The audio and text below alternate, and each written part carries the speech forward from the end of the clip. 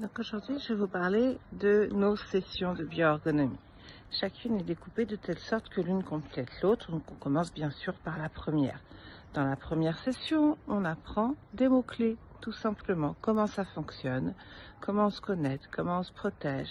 Et c'est suffisant, mais c'est quand même très utile.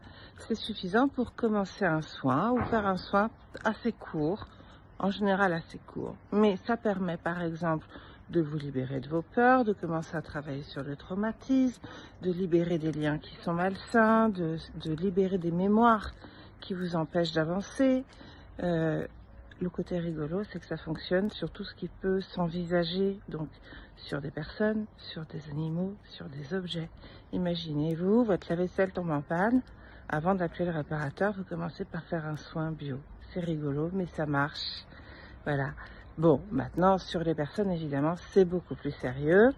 Mais pour vous dire que la bioergonomie devient très rapidement un mode de vie. C'est plus que quelque chose, c'est plus qu'un outil de soin en réalité, parce qu'on finit par penser bio. C'est-à-dire qu'on comprend qu'il est possible de poser des questions et d'obtenir des réponses, et donc d'en tenir compte. Donc forcément, on change ses choix.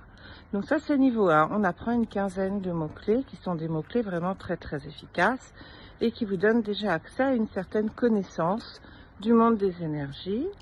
Alors évidemment, c'est des choses qui ne se voient pas, hein, l'énergie. Vous mettez les doigts dans la prise, vous savez qu'il y a de l'électricité parce que vous la sentez passer, mais par contre, vous ne la voyez pas. Ben, l'énergie ne se voit pas.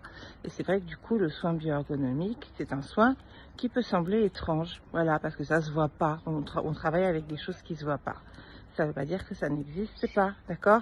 Vous avez mis les doigts dans la prise, vous vous êtes brûlé. Et bien, quand vous avez une énergie qui circule pas bien, vous ne vous brûlez pas, évidemment. Par contre, vous vous sentez pas bien.